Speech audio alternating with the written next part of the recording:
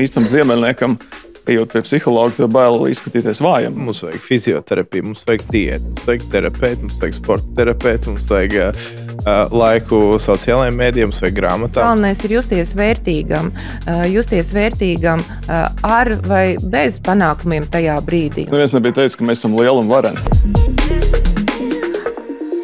Esiet sveicināti! Šodien parunāsim par aizberga neredzamo, savā ziņā arī redzamo pusi. Iedomājieties pasaules tādu leģendāru sportistu. Vienalga, kurš jums ienāca prātā, jūs nostājaties aci pret aci ar viņu sporta laukumā. Jā, jūs redzat to redzamo daļu, varbūt muskuļus, to pārliecību acīs, viņa varbūt talantu, ko jau viņš ir izdarījis pirms tam, jums varbūt ir kaut kāda pietāca pret viņu, par tiem tituliem, ko viņš ir sasniedzis, jo bieži vien jau runā, ka tie lielie sportisti uzvar cīņas vēl pirms izejot laukumā, kortā, vienalga, kāds nu ir tas sacensību formāts vai platforma. Tā neredzamā daļa, protams, ir tā psiholoģija. Tas, cik mentāli gatavs ir sportists, to tu tā uz aci nepateiksi, kas darās viņa galvā brīdī, kad varbūt viss jau šķiet, ka ir beidzies, bet bieži vien viņi pārlauž maču, spēli, sacensības sevi. Un sporta psiholoģija ir tēma, par ko mēs šodien runāsim, cik tā ir būtiska sportā, ne tikai pašiem sportistiem, arī treneriem un visiem tajā iesaistītiem. Jurita Smiltiņa, sporta psiholoģija un sporta psiholoģijas pasniedzēja sporta izglītības aģentūrā. Labdien! Labdien! Un sporta izglītības aģentūras mācību daļas vadītājs Kaspars Zvaigzne. Sveiks! Labdien! Klau, jā, mans ievadiņš jau principā iezīmēja to, ka es vairāk tur par to profesionālo, vai ne, vidi, kur mēs redzam, kur mēs varam tiem saviem varoņiem izdzīvot līdzi arī brīžos, ka tu redzi, ka tur viss tur ir auzas, tur viss ir beidzies. Psiholoģijas nozīmība, pasniedzēju, treneru, ofisa darbinieku, visu cilvēku vidū, cik tā ir nenovērtēta varbūt, cik lielu uzmanību mēs tai pievēršam ikdienā. Nu, es drīzāk teiktu, ka arvien vairāk tiek novērtēta, arvien vairāk es redzu, ka cilvēki no šīm nozarēm un ne tikai interesējās par psiholoģiju un īpaši sportā, es tiešām redzu šo te īpašo interesi kādus pēdējos 5 gadus, ja tā varētu teikt, salīdzinot ar to laiku, kad es sāku šajā jomā strādāt, tas bija pirms kādiem 20 gadiem, tad tā interese arvien lielāka un jautājumi par psiholoģiju arvien vairāk. Labi, un kāds izpaužas dzīvē? Lasa grāmatas, es vairāk studēju tieši šajā jautājumā, iet pie speciālistiem? Jā, iet pie speciālistiem, jautā, kur varētu tiešām iegūt kādu informāciju vai kaut kur izlasīt vai kaut ko noklausīties, ja, kur varētu mācīties sporta psiholoģiju arī. Kaspar, no studentiem novērojam, cik interesants ir sporta psiholoģijas temats? Sporta psiholoģija lielā mērā tiek uztverts kā tāds liels nezināmais faktors. Un, tas nevienmēr skar tikai profesionāls sportists, bet katrs, kurš savā dzīvē mēģina atrast kādus pāris procentus, kā sevi uzlabot. Ja, tātad psiholoģisko gatavību, fizisko gatavību, pielāgot savu uzturu kaut kādu mērķu sasniegšanai. Un sporta psiholoģija ir viena no tādām pamatkategorijām, kas cilvēks ārkārtīgi interesē. Un tas, ko mēs novērojam, teiksim, mūsu bijušo studentu psiholoģijā, liela daļa no viņiem ir tie cilvēki, kam tuvojoties septembrim parādās tāds nemieris iekšā, ka es neko nedaru, tā īsti labi nav. Jo tas skolas laiks saistās ar to, ka kaut kas ir jādara, un daudz no viņiem meklē ceļu, kā atrast kaut ko jaunu sportā, psiholoģijā, vēršas pie mums, mēs par to priecājamies. Tā interese varbūt ir tāda, ka kāds ir atvedis tieši uz sporta psiholoģiju. Tas ir galvenais temats, ko viņš vēlas te apgūt, lai būtu to pirmo aptaustīt to, ko nozīmē sporta psiholoģija. Visnotaļ, jo cilvēkiem, katram studentam jau ir kaut kāds viņa dzīves gājums un uzkrātās zināšanas, kuras viņš vēlas papildināt. Un, attiecīgi, ir tādi cilvēki, kas jūt, kas tieši ir nepieciešams, un viņi zina, ka viņu, teiksim, dzīves gaitā sasniegtais zināšanu apjoms ir pietiekami apjomīgs. Savukārt iztrūkst kaut kādas pāris detaļas, kuras ir jāmeklē tādos kursos kā mūsējais. Labi, studentu īsumā iedot tādu, jo tas pusgads ir diezgan īs laiks, lai par sporta psiholoģiju runātu, bet lai iedot to pirmo sajūtu un to kopējo tādu virzienu, cik svarīgi ir šī komponente ne tikai profesionālā sportā, sastādot to programmu, kas ir tās lietas, ko Un kā pasniegt studentiem? Nu, parasti jau jāsāk ar to, ka vispār jāizstāsta, kas vispār ir sporta psiholoģija. Jo ļoti daudziem tiešām arī nav vispār skaidrs, kas tas ir un ko mēs šeit apgūsim. Un tad es sāku ar to, ka es vispār izstāstu, kas ir tās tēmas, par kurām mēs šeit runāsim, un par ko interesējās sporta psiholoģija un kas ir sporta psihologs, jo arī tas joprojām ir Latvijā ļoti neskaidrs, kas tad ir sporta psihologs un ko viņš dara un kas tā ir par izglītību. Bieži es arī dzirdu, ka arī tādi mums Latvijā ievērojami sportisti, kuri arī mācās šajos kursos, viņi ir teikuši, kuriem ir sava šī sportiskā karjera un jau tāda nopietna karjera, kuri arī ir saskārušies ar sporta psihologiem, ja viņi ir spēlējuši kādās ārzemju komandās. Tad viņi saka, ka viņi bija domājuši, varbūt sporta psiholoģija nebūs tik interesanti šis kurs, jā, tādas varbūt zināmas lietas, bet izrādās, ka šis ir viens no interesantākiem kursiem, un viņi uzzina tik daudz lietas, ka šī joma ir tik plaša, ka tā pieredze, kas viņam ir bijusi spēlējot ārzemju komandā, klubā, pat neaptver to, ko viņš iegūst šajās lekcijās. Bet tā varbūt ir tā mūsu nezināšana, tas ziemeļnieki no mazās Latvijas aizbrauc, kaut kāds sports psiholoģists, tas ir psihologs, tātad tur ir, tur man tas nav vajadzīgs. Jā, man ir psihi viss kārtībā, un mentālo traucējumu. Varbūt vajag tā padziļinātāk painteresējies, ko arī sportisti ir atzinuši, ka tas ir palīdzējis. Vienkārši mēs varbūt baidamies no tā nosaukuma, varbūt, ne? Jā, joprojām ir stigmas sabiedrībā, vai ne? Un arī jaukšana, kas tad ir psihologs un psihiatrs, un tad man kaut kas nav kārtībā, tad man ir jāiet, bet sporta psihologa funkcijas atšķirās tā kā pamatā, ja tas darbs sporta psihologa, īpaši, piemēram, ar augsto sasniegumu sportā esošiem sportistiem, elites sportistiem, ir palīdzēt viņiem vēl vairāk attīstīt savu potenciālu un nenodarot sev pāri, savai veselībai pāri, jo tā kā parādīt šo potenciālu, jo tie ir sportisti, kas atrodas konstanti augsts stresa apstākļos, augsts konkurences apstākļos, un līdz šīm varbūt Latvijā vairāk viņi to ir ignorējuši, ka šīs te augstais stress, kuros viņi atrodas, ar laiku tomēr nodara pāri viņu veselībai. Un tad mēs zinām arī šos ne tik labos stāstus, arī ir mūsu pašu sabiedrībā ar sportistiem, kur tad viņi veic tādu pašārstēšanos ne tik pareizu. Vai ne? Jā. Un tad viņi tomēr saprot, ka ir profilakse, ir metodes, ar kurām es varu strādāt, ar kurām es varu šo stresu labāk tolerēt, pieņemot, ka es atrodos augsts stresa apstākļos, bet kad tas nenodara man pāri, un es varu konkurēt, un es varu būt ilgstoši šajā karjerā. Cik no sporta karjerā viņi ir ilgi tā. Nelielai atkāpē, bet ar salīdzinājumu to terapeitu kabinetu tur ārzemju komandā, ka latvietis nedaudz baidās iet iekšā, jo domā, ka tas tur tā, bet par sporta izglītības aģentūru. Par to klātieni un neklātieni. Cik daudzi varbūt ir tā pietāte un cik Covid varbūt iemācījis to, ka attālināties mājās sežot, tas gatavs dažādiem kursiem, bet ka ir varbūt tā, ka kad tu sāc attālināt, pieslēdzies, izēj kursu, saprot, nē, es taču varu nākt klātienē, tas ir forši. Daudz tādas cilvēki ir novēroti, kā arī, ja mēs salīdzinām šo pietāti pret iešanu kabinetā pie terapeita, tad varbūt arī uz aģentūru.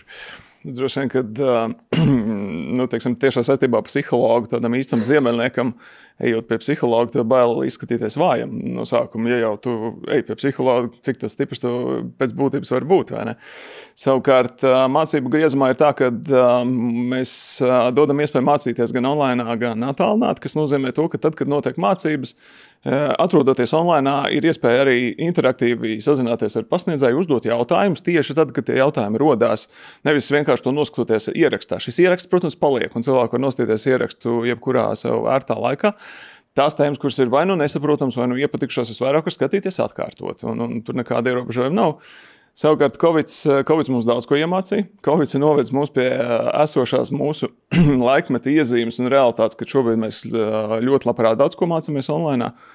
Un mēs ar priekšu šādu iespēju arī piedāvājam. Savukārt, savukārt tas, ko mēs novērojam, un tas, ko mēs arī visiem tiem, kam ir iespēja ierasties klātienē mācīties, to mēs arī iesakam un aicinam, jo šis klātbūtnes efekts tomēr ir izteikti tāds ar augstāku kvalitāti, ar augstāku piekļuvu šīm zināšanām, jo pirmkārt, tu satiec sev līdzvērtīgus cilvēkus, ja, kas arī ir uzsākuši šo te ceļu tieši tāpat kā tu. Ir iespēja sazināties acis pret aci ar pasniedzēju. Online var uzdot jautājumu, šeit pēc lekcijas ir iespēja izrunāt kaut ko kas interesē. Un veidojas draudzības, veidojās pat nelielas komunas, ja, kas cilvēkam kā sociālai būtnei ir ārkārtīgi neatsveram. Tāpēc Covid laiks mums iemācīja to, ka pasniedzējs spēja vienatnē ar kameru strādāt, neredzot nevienu auditorijā. Tas bija mums visiem sarežģīti. Maska jau nebija jāvāk, ne? vēl pietrūka. Patiesībā tas laiks bija izaicinošs visiem, un savukārt mums no tīri tāda tehnoloģiskā viedokļa tas bija, tāds, kaut kādā mērā pat neliels tāds gandarījums par to, ka mēs esam tam gatavi, jo mēs online, šo te funkciju uzsākām jau 2013. gadā. Kad jums bija informācija no Uhaņas, ja, ka būs kaut kad... Īsti nē, tādu kanālu ar Uhaņu mēs nodibinājuši nebijām, bet bija sajūta, ka bez Covid Latvija ir neliela, bet izbraukāt uz mācībām ir grūti. Šī tomēr ir pieaugušo izglītības programma, kas nozīmē, ka ir bērni, ir darbs, ir sacensības, ir viss tas, kas notiek mūsu katra dzīvē. Un, attiecīgi, lai nezaudētu kaut kādu daļu no mācību satura tikai tādēļ, ka tu neierodies, tas mums likās tik acīm redzam, ka 21. gadsimtā bez tā iztikt īsti nevarēja. Un tāpēc tādā brīdī, kad uzkrit uz galvas Covid, un kad iestājās visi spēkā esošie ierobežojumi, mēs tam vienkārši bijām gatavi, mēs turpinājām strādāt. Un man jāsaka, ka tas kurs, kas piedzīvoja šīs lielās pārmaiņas, kas sāka klātienē un beidz absolūti online, uzrādīja psiholoģiski ļoti augstu noturību. Tur, visi izturēja ļoti labi līdz galam, mums visiem nācās pārslēgties, pielāgoties. Bet runa ir vienkārši par certifikātu iegūšanu, pabeigšanu, ja? Jā.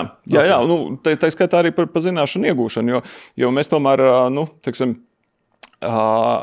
abstrahējoties no tādām mācību formām, kas ir tikai online, ja, mums arī ir tomēr tā klātbūtnes iespēja kā īstā skolā, un attiecīgi šāda te pārslēgšanās notikusi. Tagad mēs cenšamies kopš Covid kursa, ja mēs to tā varētu nosaukt pirmā, mēs cenšamies cilvēkus aicināt pēc iespējas vairāk klātienē, izjust šo īsto skolas atmosfēru, ja, kas mūsu skatījumā tomēr dod rezultātu. Ir novērojumi, ka, Covid izlaida kaut kur mūsu tām attālinātām sapulcēm, attālinātu pieslēgšanos, attālināt, ka tur mazāk laika patērēt tur varbūt ceļā un taisoties, un dāmām varbūt vēl ilgāk, lai brauktu kopā un labi izstītos kursantiem blakus, bet labi, arī tur kameras priekšā labi jāizstāst, tāpat jau sanāks attaisīties, bet jā, tas attālinātais, cik ļoti tas varbūt pašdisciplinē studentus vai tieši otrādi demotivē viņus kaut kādā ziņā? Diezgan individuāli. Es domāju, ka ļoti daudz arī, ne tikai domāju, bet to es arī dzirdu no studentiem, ka viņi atzīst, ka tiešām tas klātienes formāts ir daudz vērtīgāks un tas klātienes efekts un daudz vairāk iegūst no tā kontakta, kas ir tajā telpā. Bet, protams, ka situācijas, kuras var piedāvāt ar šo attālināto ik pa laikam, vai ne, lai tiešām studenti, kas ir varbūt mačos kaut kur ārzemēs, vai ne, viņi var apvienot ar šīm mācībām, jā, vai pēc tam ierakstu noklausīties. Tāda optimizēšana noteikti laba, bet jā, es domāju, ka iegūst tas students, kurš var miksēt šo te formātu un kurš arī ir pabijis tajā klātienē un sajūtas to atmosfēru, kas ir uz vietas. Jā. Sporta psiholoģijas iekļaušana programmā, cik tur bija, atceries kaut kāda tā kā cik daudz, ko, kā, cik tas bija svarīgi jums? Pirmkārt, mūsu programma ir licencēta un akreditēta. Līdz ar to tur ir kaut kādas specifiskas konkrētas prasības, kas mums ir jāapgūst arī sporta psiholoģijas griezumā. Un tas, gan, ko mēs esam vienmēr darījuši jau faktiski no paša pirmā kursa, mēs cenšamies iedot vairāk nekā programma pieprasa. Iedodam programmas minimumu un cenšamies to pastiprināt un paplašināt mazliet ārpus tā, jo tie 5 mēneši ir tiešām intensīvs īsts laiks brīdis, kurā ir ļoti daudz, kas jāizdara. Mēs cenšamies nodrošināt cilvēkus ar visiem tiem materiāliem, kurus var pēc tam apgūt vēl papildus un padziļināt šīs zināšanas. Tāpēc, teiksim, svarīgums kā tāds, protams, pastāv, bet mēs cenšamies iedot šo kontaktu ar ne tikai pasniedzējiem, kas ir, teiksim, tādi akadēmiski pasniedzēji, bet piemēram, kā Jurita, kas ir arī praktizējošs speciālists, un tādēļ tas kontakts, ko mēs visu laiku pieminam, plus tās zināšanas, ko nodod praktiķis, mūsu skatījumā ir tāds fundaments faktiski tam, lai šis topušais sporta speciālists varētu pēc iespējas labāk norientēties un arī atrast sevi kā nākotnes praktiķi, kaut kur sporta jomā. Vai daudz tādu sportisti, kas varbūt bijušie, kas mācās, lai kļūtu par treneri kaut vai C kategoriju, kuri pateikuši Jurita Klau, būtu es to zinājis agrāk, domājot par sporta psiholoģiju. Ir tādi piemēri daudz? Jā. Tāda ir katrā tikšanās, gan arī reizē, katrā seminārā varbūt tāda ir nemitīgi, jā, un tiešām saka, gan tas noderētu, kad es sportoju intensīvi, gan arī, kad es sāku strādāt, varbūt arī kā treneris, ja tur atnāk, varbūt jau ar kaut kādu treneru darba pieredzi, jā, un arī, kā Kaspars teica, arī tiešām es savās lekcijās pārsniedzu to apjomu vai tās tēmas, kas mums ir programmas ietveros, cenšos iedot vairāk šiem studentiem, lai gūtu tādu plašāku skatījumu un arī, lai viņi saprast, ka ir tik daudz lietas, kuras ir svarīgas šajā tēmā, un ka viņi arī var paši tad meklēt informāciju par to, ja tas viņus uzrunā, viņi saprot, ka tas viņiem noder, jo tas arī ir saistīts ar to, kādas ir viņu izvēles, par kādu treneru viņi strādās. Vai viņi strādās ar bērniem, tad tur ļoti svarīgi ir, protams, psiholoģija, jo tur ir liela atbildība.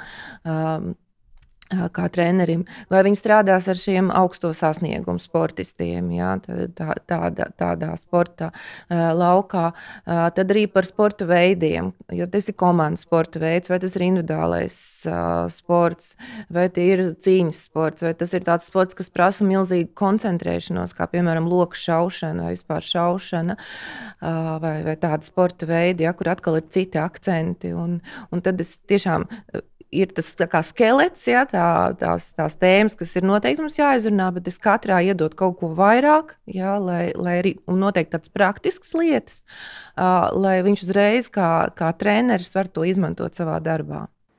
Kā nonāca sporta psiholoģijā? Caur savu prizmu, kaut kur arī, nezinu, kādā sporta veidā saprat, tur nošāgrīt, tur vajadzēja ticēt vairāk saviem spēkiem, un es ticu, ka kaut kur tur ko var mainīt, vai kāds ir tas stāsts? Jā, ir divas lietas, kā es nonācu. Pirmā lieta